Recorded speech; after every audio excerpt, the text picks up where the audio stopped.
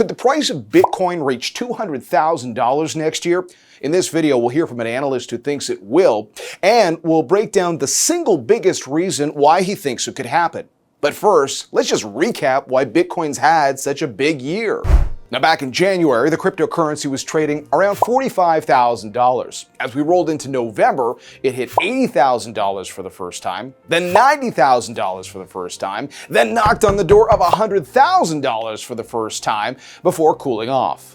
Add up the returns, and that's better performance this year than the broader stock market, the S&P 500, or some of the big technology stocks, Apple or Amazon, or gold, which has had a good year and as an investment is often compared to Bitcoin.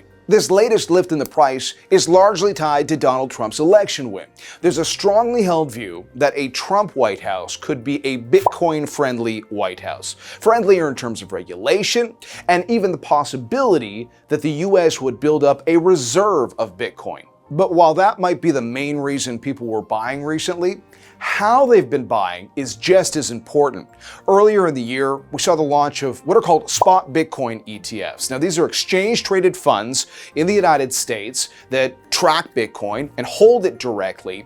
And for people who are curious about Bitcoin, but they don't want to manage a digital wallet or deal with a crypto exchange, here's a way to get exposure to Bitcoin by buying an ETF that trades on a stock exchange. And it's not just individuals doing that. It is big pools of professionally managed money that have been buying in. And according to analyst Jeff Kendrick, who leads crypto research at Standard Chartered Bank, it is the single biggest factor behind Bitcoin's price gains in 2024. The main driver this year has been institutional flows by the ETFs in the US. So spot ETFs in the US in 2024 have had about $30 billion of inflows so far.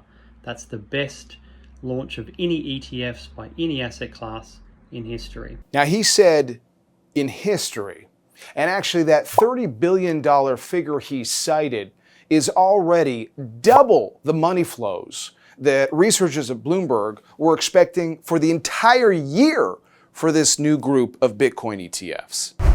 So to recap, the year began with Wall Street giving investors an easier way to access Bitcoin through ETFs. And it wrapped up with an election that created a catalyst to buy. For analyst Jeff Kendrick, that's a powerful combination that, in his view, will continue to fuel the price. I think Bitcoin's going to end 2024 around the 125,000 level, and then push up to about $200,000 by the end of 2025. Now, everyone's heard the Bitcoin hype story before. And if you've been burned, you have a right to be sour. I mean, it was just 3 years ago that we saw a peak in Bitcoin's price and then a terrifying 75% drop over the next year. So as an investment, it is not for the faint of heart. And it's had detractors, chief among them, Warren Buffett. But Kendrick has been pretty consistent in his bullish thesis. In fact, one of the things he has looked at is what happened to gold after the launch of the first gold ETF back in 2004. Gold ended up going on a run where it rose roughly 300% over the next 7 years. Now, fast forward to today, and because of all the money that has quickly gone into these Bitcoin ETFs, they now have about 3/4 of the assets that all gold ETFs have. And the research team at Bloomberg is estimating that they will surpass gold ETFs in terms of assets by next year, and they could triple the size of gold ETFs in the next 3 to 5 years. Where would that additional investment into Bitcoin be coming from? Well, heading into next year, Jeff Kendrick says, keep watching those big pools of professionally managed cash.